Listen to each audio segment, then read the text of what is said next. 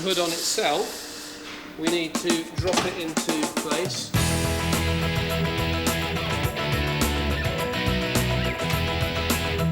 So where's my mohair hood then? There it is. Frosty, my old chum. This was the roof that came with the car when I bought it, which clearly wasn't the original one. This is in quite good nick, isn't it? That's right, yeah. It's not bad. It's mohair, which it should be. Now it needs kind of scrubbing up a bit, but that'll all come up all right, That'll won't it? come up, yeah. We fit it first and then clean it up. All right. Now, what is the process of doing this? I had two convertibles when I was a teenager. One was a Triumph Herald, the other was a Triumph Spitfire. And fitting the roofs was a nightmare. I could do most. I always started at the back, yeah, and then worked forwards to try and tuck it under here. And I always ended up with all this lot kind of wrinkling up like this at the corners. Well, basically, that's the right idea. Start at the back, fix it around the back, and then strain it forward to the front, obviously making sure that you have a centre line on the centre of the hood and a centre line on the header rail. Then the same with on the back, so you always start from the centre and you can't go wrong. But before we do that, this has to be covered with mohair, so when you look up from sitting inside, you've got the fawn side on the underneath, so it has to be covered first and glued on, stuck round. So that's to match the underside. Yes, so when you're roof. sitting inside, you see that. And then there's the webbing straps, which have got to go on the hood. So where will they go? The webbing straps go through here.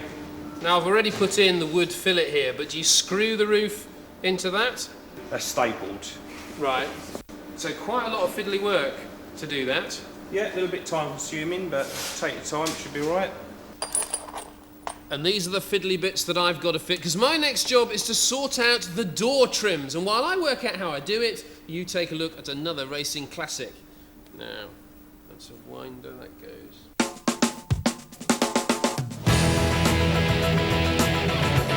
Superb. Always nice to get a wee bit slide, lets you know you're still alive.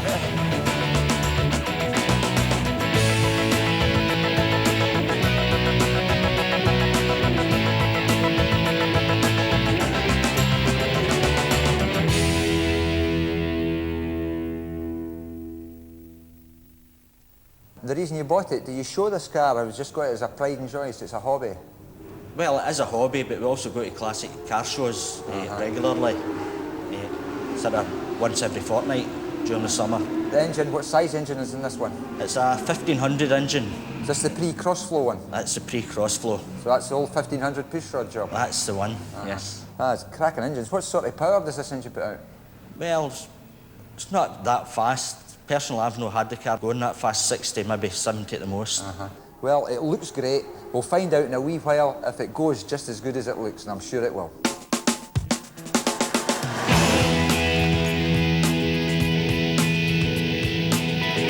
Pressing the brakes. Brakes aren't too bad. Oops, a wee bit oversteer as we turned in there. You feel the back end touch. Up towards the chicane.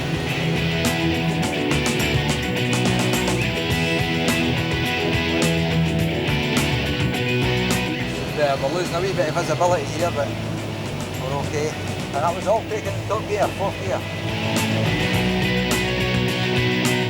It's a shame we've got that wee bit slipping in the clutch. It's just taking a wee bit bite out the performance of the car, but we're just driving it gently, getting a feel for it. Each car you drive has different characteristics, so you've got to show a bit of respect to them all and bring your speed on gradually, lap after lap.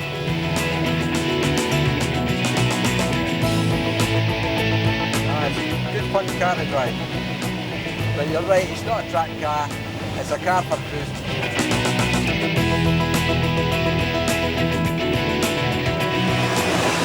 Now's the time to mark.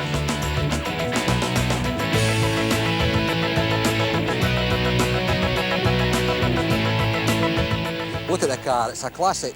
What can I say?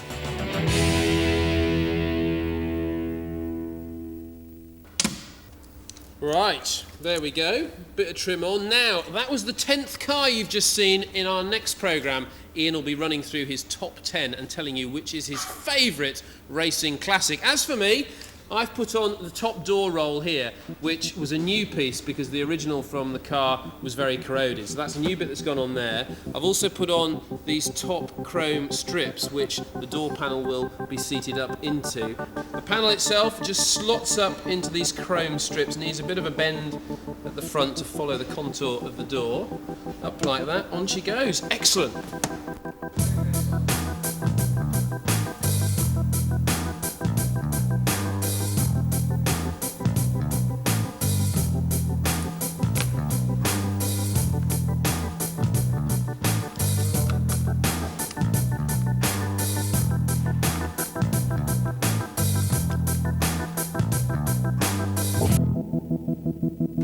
So there we go, winding up nicely.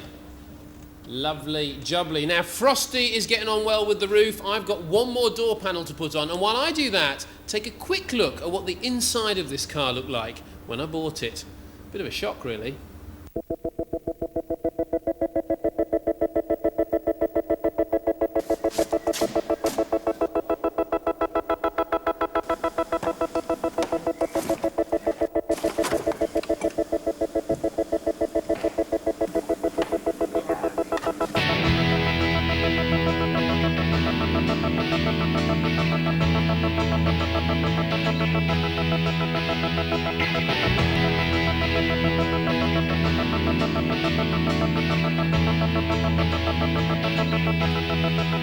Looks good, doesn't it, eh? Oh yes. Can we see the roof? Of course you can see the roof. Pete, mate? Yeah. Doors open, seat backs forward, and up comes the roof. It clips at the front with 3 clips onto the window frame, and that will take out all the wrinkles. But you get the idea. Now, like all E-types, it doesn't actually keep out the rain.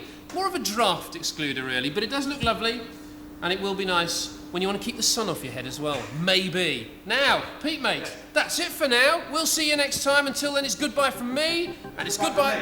My dad. In you get. You're driving. All right?